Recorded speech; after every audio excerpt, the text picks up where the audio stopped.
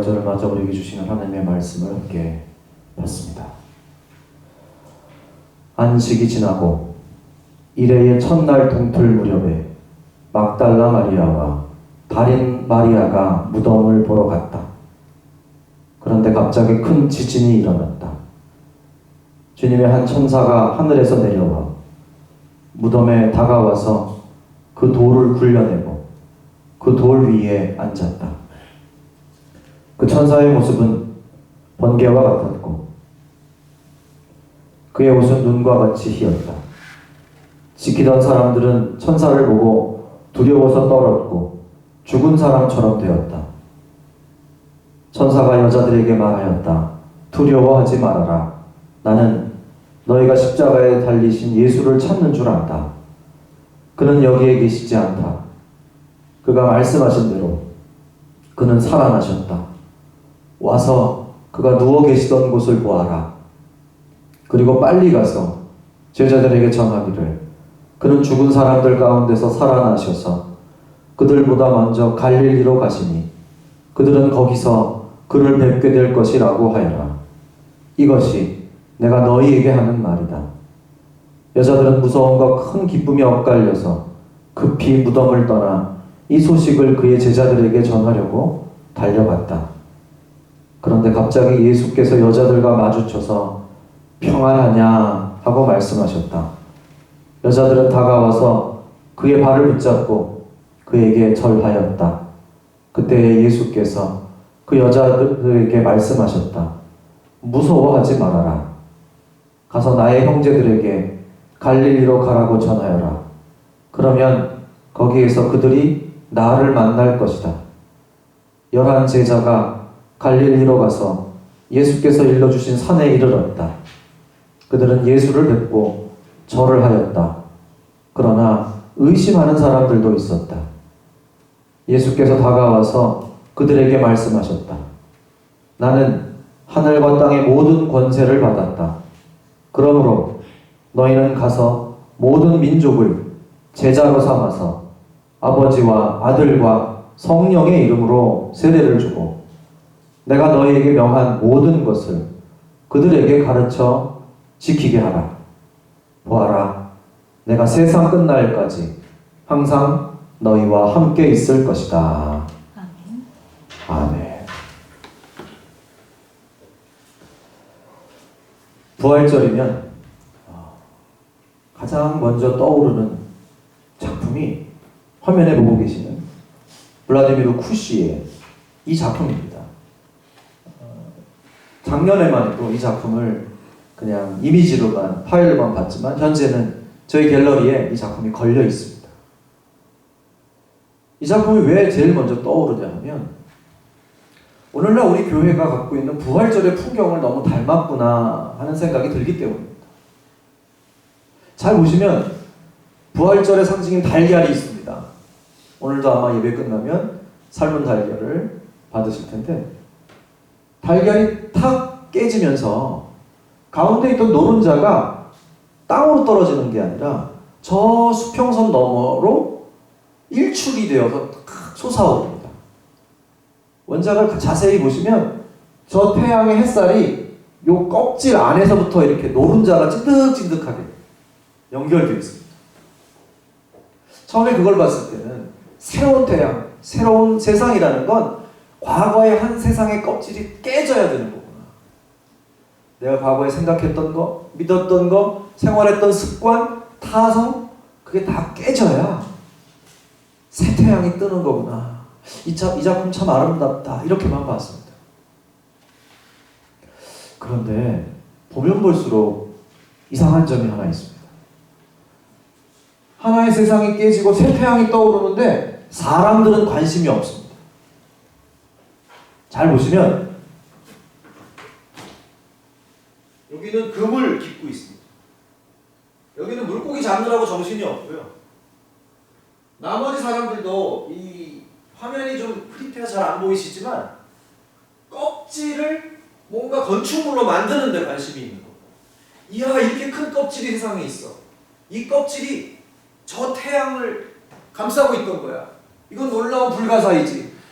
그러니까 껍질을 기념물로 만드는 데만 관심이 있습니다. 아무도 저 태양을 바라보지 않습니다.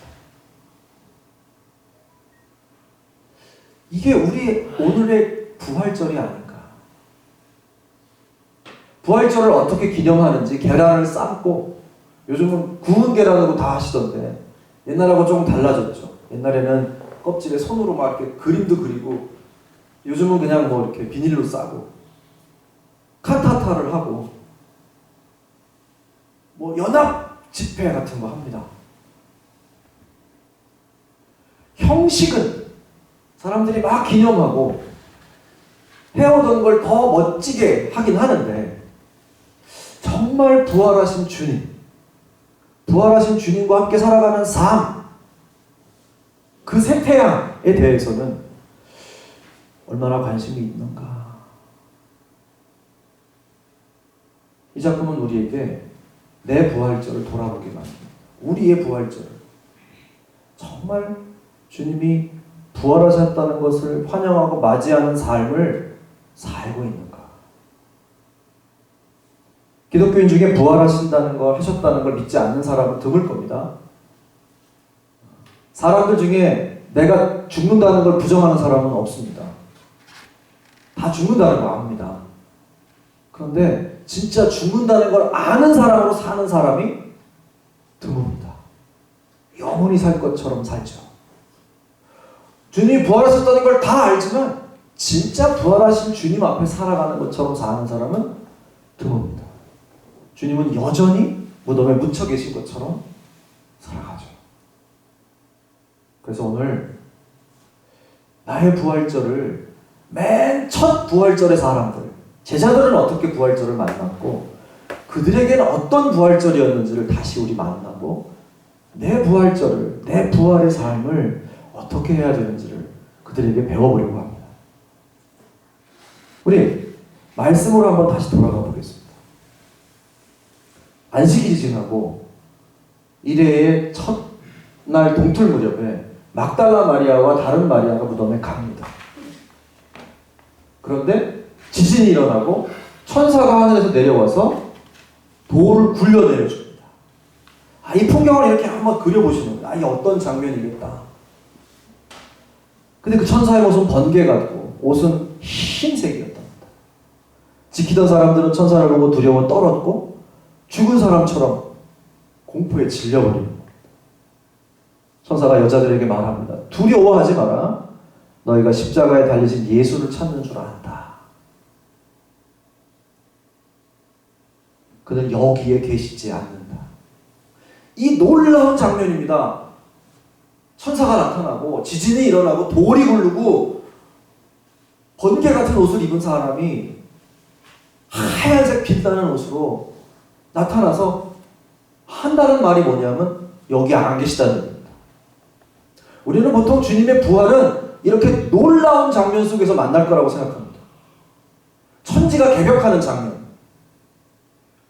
적어도 주님 부활하시는 장면, 부활하신 주님은 그런 데서 만나야지. 그런 게 어울린다고 생각합니다. 그런데 그런 곳에 주님이 안 계십니다. 아무리 놀라고 신비롭고 대단한 일이 있고 칸타타를 하고 웅장한 공연을 하고 더 세련된 연출을 해서 멋있는 부활절 예배를 드려도 거기에 주님이 안 계실 수 있는 겁니다. 천사가 우리가 주님을 어디서 찾아야 되는지를 일깨워주고 있습니다. 이렇게 놀라고 신비하고 대단한 곳? 여기가 아니라고. 주님을 어디서 찾으라고 하십니까? 7절에 그리고 빨리 가서 제자들에게 전하기를 그는 죽은 사람들 가운데서 살아나셔서 그들보다 먼저 갈릴리로 가시니 그들은 거기서 그를 뵙게 될 것이다. 놀라운 신비의 장소가 아니라 갈릴리에서 본다고 말씀하십니다. 갈릴리는 예수님께서 공생애를 시작하셨던 곳입니다. 저 변방에 이방인들의 마을이었고 사람들에게 소외된 사람들의 마을이었습니다. 죄인 취급받는 사람들의 장소였습니다.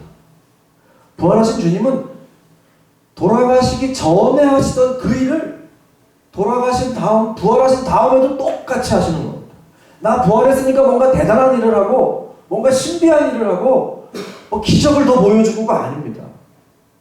마치 아무 일도 없었던 것처럼 가난하고 힘들고 고통받고 소외받는 이들의 삶의 자리로 돌아가십니다.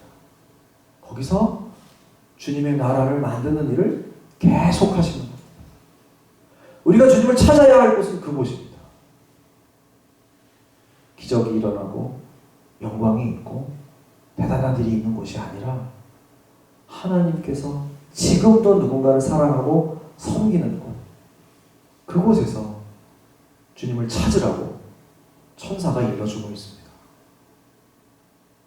그래서 부활절 그 추풍령 교회 연합회가 제가 오기 전부터 시작해서 오늘까지 18번째 부활절 연합 예배를 드렸습니다.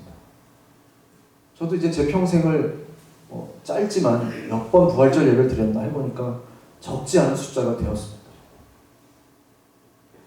그럼 부활절을 한 번 맞을 때마다 점점 더 마음이 무거워지는 느낌이 있습니다. 내가 부활절 도대체 몇 번을 맞이하는데 맞이한 만큼 내 삶은 바뀌었나? 포도원 지기가 말하죠. 주인님, 이 나무가 열매를 맺지 않는데 3년만 기다려달라고. 그때도 안 맺으면 찍어버리시라고. 저희가 만일 포도원의 포도나무라면 부활절을 수십 번 맞이하고도 그에 합당한 삶의 열매를 맺지 못했다면 이제 두려워해야 되는 게 아닐까. 그래서 우리는 보통 부활절의 분위기는 뭔가 환희와 축제와 기쁨과 영광과 승전가로 생각합니다. 그런데요, 이게 마태복음 마지막 장입니다. 28장. 집에 가서 한번 천천히, 오늘도 보겠지만 천천히 다시 한번 보시면 여기에는 그렇게 대단한 승전가나 찬미나 기쁨이나 이런 게 없습니다. 여인이 잠깐 이거 두려워해야 되는지 기뻐해야 되는지 혼란스러운 장면만 있지 끝까지 분위기가 차분합니다. 주님 살아났다고 갈릴리에서 만나서 막 찬미를 하고 막 찬양을 하고 감사합니다. 영광을 하나님께, 이런 구절이 단 한 구절도 없습니다. 주님은 하시던 일 그대로를 하시면서 너희도 이 일을 하라고 명령하는 걸로 마칩니다. 나 부활했다. 자 봐라. 그러니까 나 믿고 이제 천당 갈 수 있어. 걱정하지 마. 그런 말씀 안 하셨습니다. 만일 부활이 천당만을 위한 것이었다면 그 말씀하시면 끝나는 거 아니겠습니까? 자, 내 죄를 위해 대속해서 죽으셨고 이제 부활하셨다는 걸 봤으니까 믿으면 되네. 근데 그런 구절이 28장 끝까지 단 한 구절도 없습니다. 이거 이상하지 않습니까? 그동안 우리 교회는 그걸 너무 강조해왔습니다. 그게 틀렸다는 게 아니라 그것만 너무 강조한 거죠. 오늘 본문 말씀의 마지막은 나는 하늘과 땅의 모든 권세를 받았다. 그러므로 너희는 가서 모든 민족을 제자로 삼아서 아버지와 아들과 성령의 이름으로 세례를 주고 내가 너희에게 명한 모든 것을 그들에게 가르쳐 지키게 하라. 돌아가시기 전에 했던 말 그걸 그대로 하시는 겁니다. 제자 삼고 그걸 지키게 하는 일 해라. 그게 부활의 가장 중요한 목적이셨습니다. 이걸 놓치면 부활절을 다 놓치는 겁니다. 그래서 이 분위기가 승전가와 축제가 아니고 경건하고 묵직한 파송입니다. 여러분 생각해 보시면 예수님 부활하신 걸 만났다고 제자들의 인생이 바뀌었습니까? 갑자기 이스라엘이 독립했습니까? 식민지에서 벗어났습니까? 달라진 건 하나도 없습니다. 다만 주님이 하셨던 그 일이 하나님의 일이라는 확신만 얻은 겁니다. 그리고 그 일을 위해서 내가 목숨을 바치게 된 거지 삶이 갑자기 로또 맞은 것처럼 막 달라진 건 아무것도, 아니 오히려 더 많은 핍박과 어려움이 있었죠. 우리 주님의 부활을 만난다는 건 두려움과 주님의 명령과 유언을 만나는 겁니다. 우리 그렇게 이 부활절을 조금은 더 신중하고 묵직하게 만나고, 하나님, 제가 주님의 부활을 만난 사람답게 제자 삼고 그 뜻을 실천하는 사람 되게 하옵소서 기도한다면 그게 정말 주님 기뻐하실 부활절이 아닐까 생각해 보게 됩니다. 이 그림을 다시 기억하고 마치려고 합니다. 오늘 쿠시의 그림으로 시작해서 쿠시로 마칩니다. 쿠시는 이 작품에 부활이라는 제목을 붙이진 않았습니다. Above the World라는 제목을 붙였죠. 세계 너머. 저 너머의 새 세상을 보여주는 거죠. 예수님이라고 설명한 것도 없습니다만 우리는 다 알고 있습니다. 브라질 산 꼭대기에 서 있는 그 거대한 예수 석상의 뒷모습을 너무 닮았거든요. 그러니까 보시는 분들이 종교가 있든 없든 다 예수님이라고 알아봅니다. 예수님은 오늘날도 딱딱하게 굳은 것만 같은 나무 껍질, 그걸 확 펼치면 그 안에 하나님 나라가 있다고 우리에게 말씀해 주십니다. 보아라, 여기에 있다 또는 저기에 있다 하고 말할 수도 없다. 보아라, 하나님의 나라는 너희 가운데 있다. 우리가 마주하고 있는 죽음 같은 현실 속에 하나님의 나라가 이미 있습니다. 믿음으로 보면 보입니다. 그걸 열어젖히고 그걸 키워내는 게 부활의 삶입니다. 매일의 일상 가운데 이건 안 될 것 같아, 이건 소용없을 것 같아 하는 일들 속에서, 저 사람은 희망이 없어 라는 사람 속에서 하나님의 나라를 보고 응원해주고 도와주고 새싹을 도두게 해주고 자라나게 해준다면 그게 부활을 목격한 사람의 삶이 아닐까. 그 삶을 우리 부활의 삶으로 함께 누리시고 나누시는 단해인 되시기를 간절히 축원드립니다.